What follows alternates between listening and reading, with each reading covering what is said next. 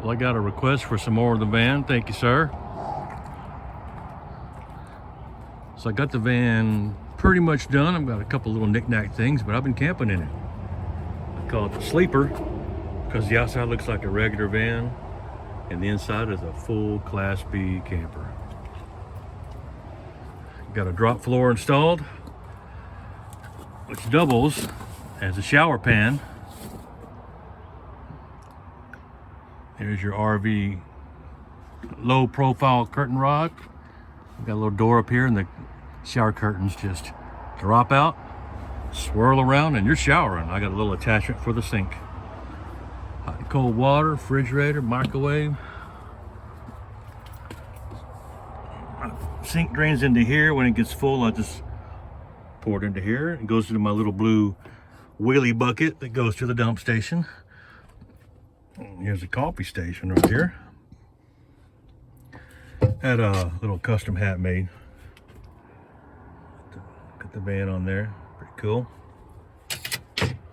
And this is the throne for the throne.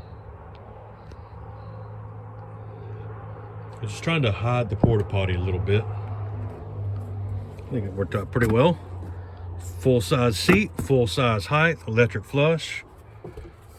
I got some clothes in here, clothes in the bottom, junk drawer, big kitchen stuff, little kitchen stuff. Full size mattress, didn't have to cut it down. Thought pretty well. I got the cordless blinds. You just grab them and pull up on them and they stay, which is pretty cool. This is a light from my grandmother's house, so I thought it was pretty awesome. These right here are just panels from Home Depot with R15 insulation shoved behind it. So a future project is to build some framing that comes across that's going to allow me to put shelves along this side, and then right here I can frame around a 14 by 14 hole and replace the window AC with a low profile black actual RV roof unit. This one works, but it struggles a little bit. And it'd be nice to have, you know, all the windows back again. Speaking of that, you can see this is blacked out. That's actual blackout tint. I did the same thing here.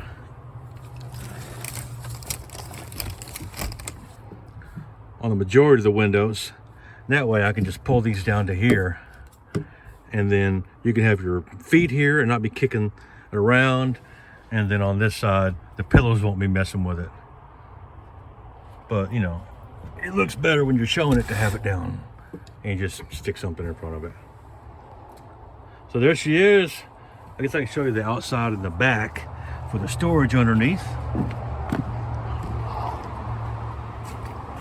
I worked real hard to get all my camping gear in there.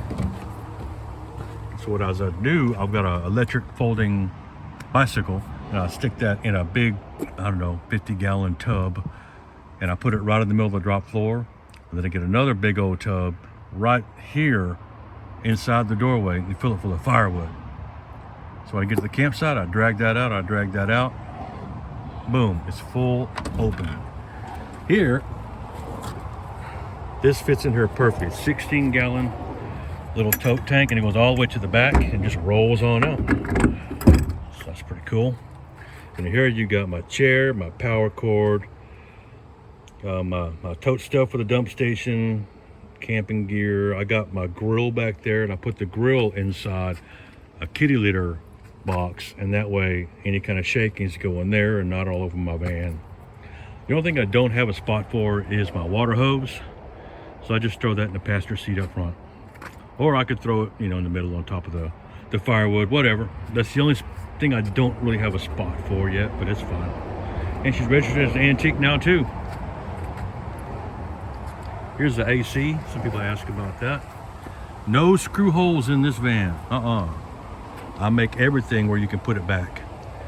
You got one plate here, and then one plate here is just sheet aluminum, and then this bolt rides on top of the window frame, and then you sandwich these two pieces together and they hold in place because they're slightly wider than the window frame. So this is sucked in this way and this is sucked in this way. They can't go anywhere. And I just put sealant on here, which you can pull off if you need to. And then, you know, you just got a hole in the center and you install it like normal. And I got some white duct tape to make it kind of match. And I put this little deflector up here just to help the AC. That's how that works. So put that roof AC in. I take these 6 bolts out. AC comes out, window goes back in. There you go. I got some genuine junkyard parts. You get your Vanimals. Now it's time to vanish. One upgrade that I did recently is I put in some Hellwig helper springs. It probably gave me, I don't know, half an inch of lift, not much at all. But the ride is excellent. It took out all the body roll and bouncing up and down.